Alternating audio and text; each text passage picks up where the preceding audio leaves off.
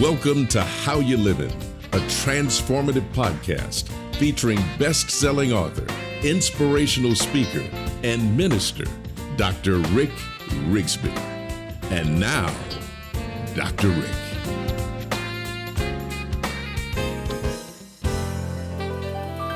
Hello, friends. Thank you so much for joining me today.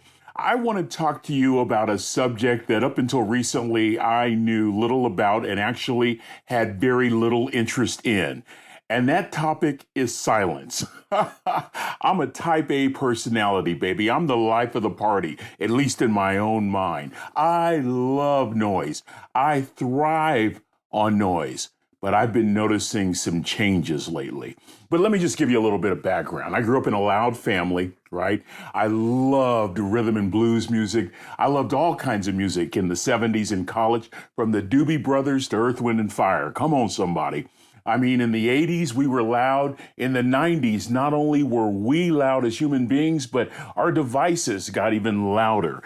And I seemed to just love the buzz, loved the activity. And anything related to silence always communicated to me some form of punishment. I was either in timeout or I would have to stay after school in elementary school for talking too much in class.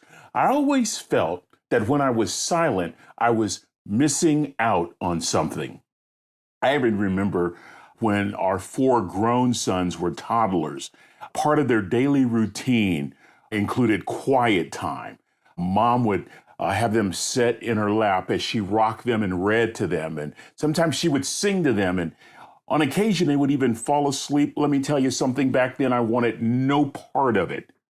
Today, I cannot tell you how good that sounds. Our noisy and chaotic world. Isn't it interesting that even us type A's tend to be craving silence? Friends, we're anxious, we're uncertain, we're certainly overwhelmed, we're overstressed. There's this general feeling of uneasiness that's in the air. Depression seems to be common. Suicides are on the rise. Just recently in my suburb north of Dallas, there were 2 murders involving children who killed other family members. I watched in horror a recap of the events. And I listened to the homicide investigator who said on the news, quote, "Each murder has its own set of circumstances. But I can tell you," he said, "some of the similarities are helplessness and hopelessness." That seems to be the calling card of this present age, as mental health has become a major issue in our time.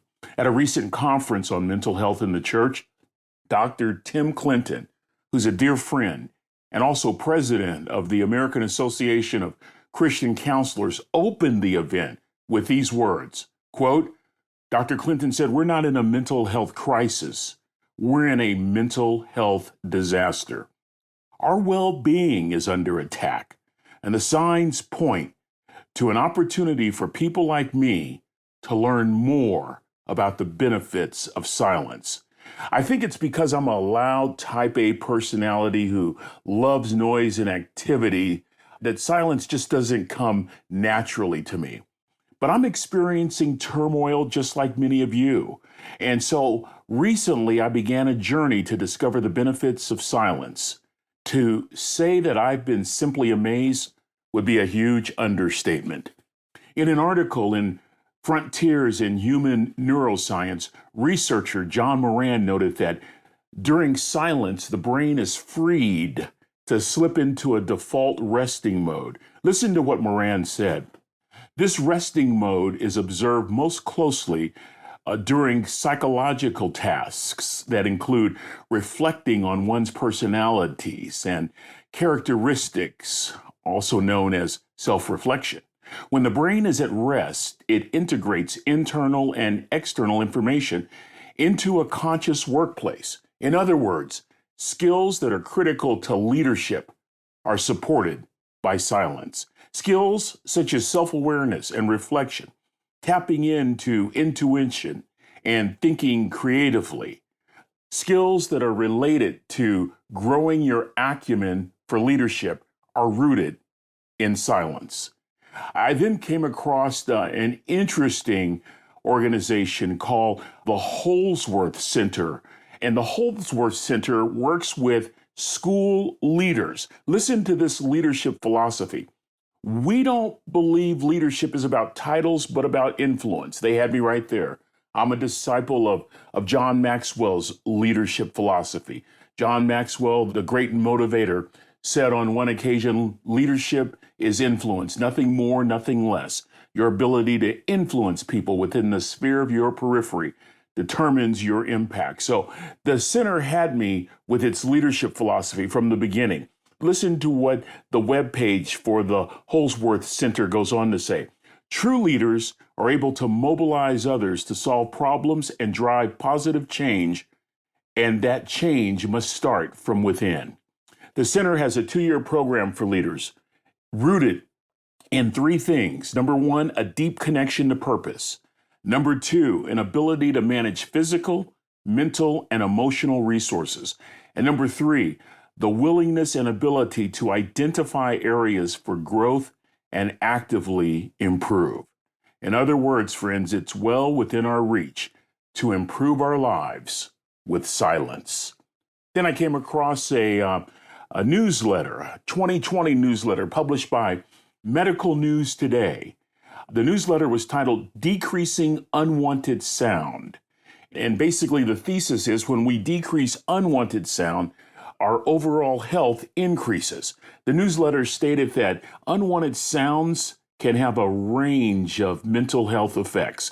The brain is always monitoring sounds for signs of danger, even during sleep.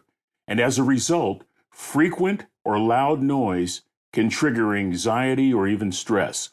With continued exposure to noise pollution, a person's sensitivity to stress increases.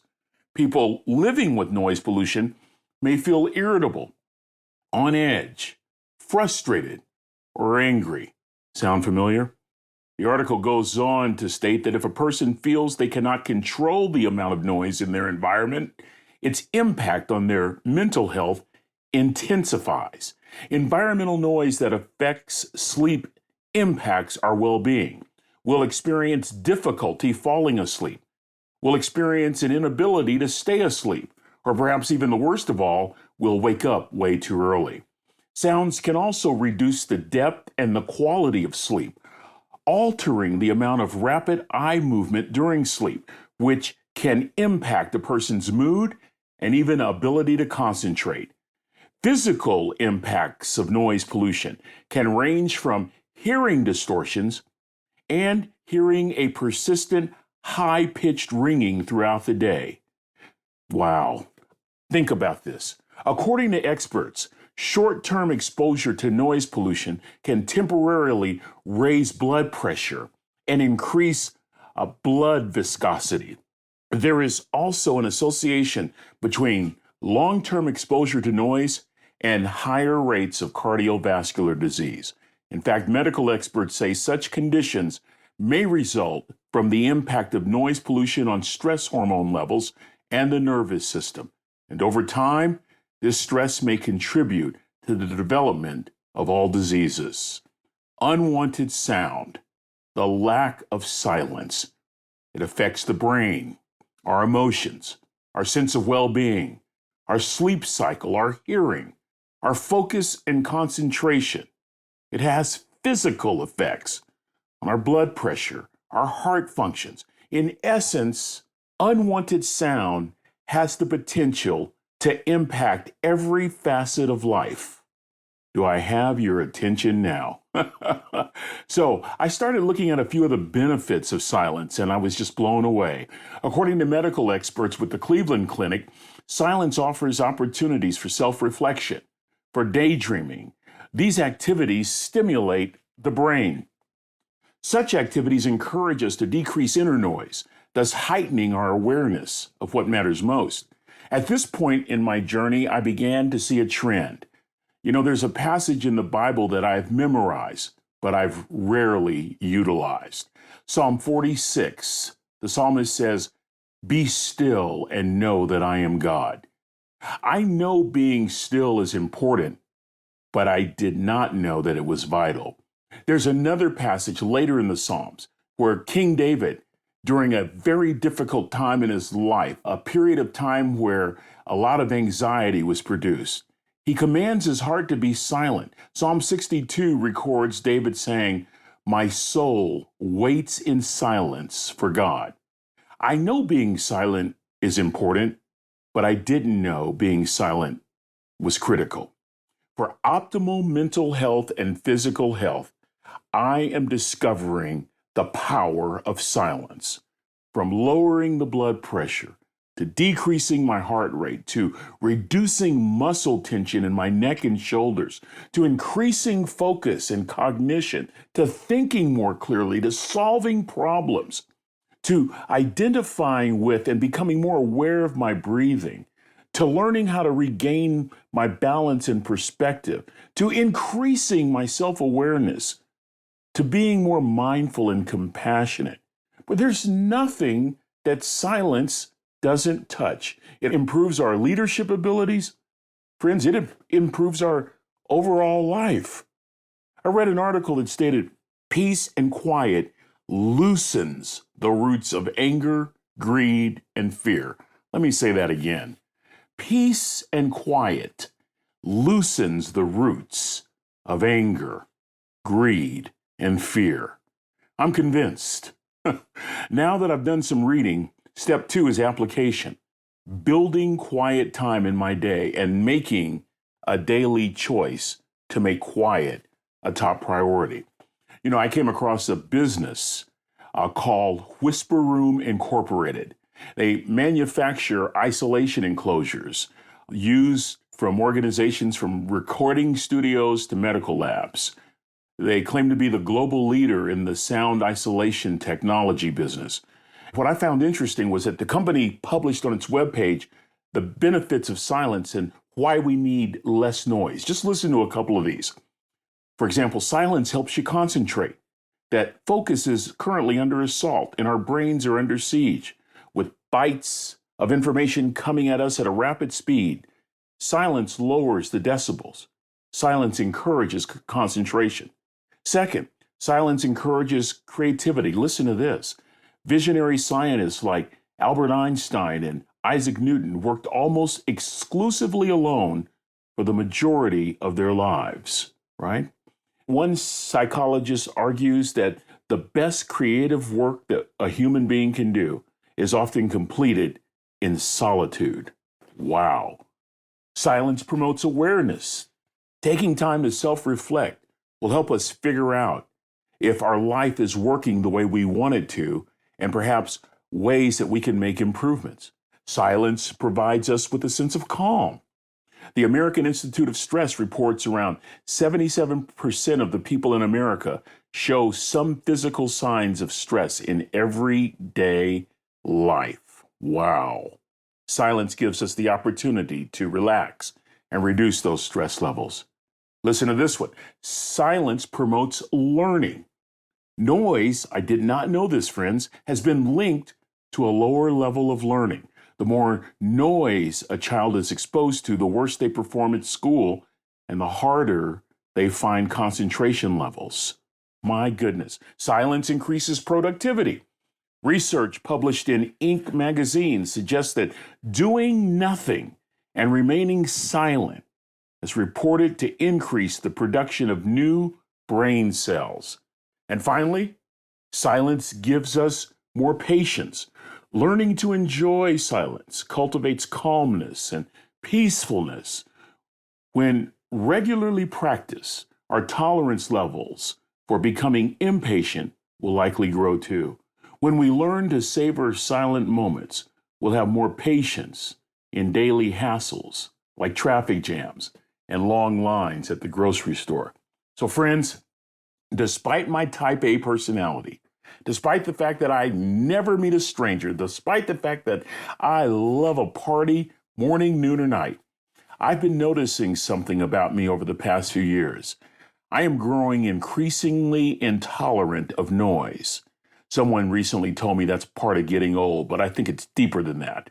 I've noticed that I'm really learning to enjoy activities that offer a component of silence, like watching birds in my backyard. Come on, somebody. Like sitting peacefully by a body of water or in the mountains, like going for a walk, like playing golf all by myself. I came across this guy named Nick Seaver. I was blown away by his TED Talk. Apparently, Nick and his wife spent 18 months in solitude. Check out the TED Talk for yourself. Nick Seaver, common spelling. The talk is titled The Gift of Silence. And actually, what Nick and his wife did became part of the first major long-term study on silence and meditation, and the results verified everything we've been told for decades, that solitude and meditation improves our focus, our memory, our health, our happiness, our emotional resilience, our emotional intelligence. It reduces ADHD, it reduces depression and anxiety, and it improves our kindness and compassion. We're now meditating and being silent in all walks of life, friends. Athletes are learning to be silent. Schools are including meditation. We're even finding periods of solitude and meditation in prisons and in the military to combat stress in the field, to branches of service to combat post-traumatic stress disorder, PTSD. Companies are even training employees on the benefits of silence and meditation. I'm not talking about 18 months of solitude. That's not my cup of tea. However, this is what I have learned. My mind and body needs silence. About 10 to 15 minutes of complete, total silence every single day. Now, that thought used to make me uncomfortable. Nick Seaver said in his TED Talk, quote, "My mind is like a bad neighborhood. I don't like to go there alone." But I can tell you this, friends, I am discovering that the benefits of complete, total silence outweigh the costs. And so, if you'll excuse me, I'm going to sign off and go do something that I used to poo-poo. I'm going to take a few minutes of quiet time to improve my overall well-being. Think on these things for a few days, friends. And more than anything else, why don't you try breaking away from everything and just being quiet? Your mind, your body, your soul, your spirit will thank you. Well, that's going to do it for this episode. Until we meet again, this is Dr. Rick, asking the most important question I can ask. How you living? Are you ready to make an impact in your world right now? Do you want to stop existing and start living your best life right now? Dr. Rick wants to give you the first chapter of his best-selling book, Lessons from a Third Grade Dropout, absolutely free. Just go to www.rickrigsby.com/free gift to get the print or audiobook right now. This is thepodcastfactory.com.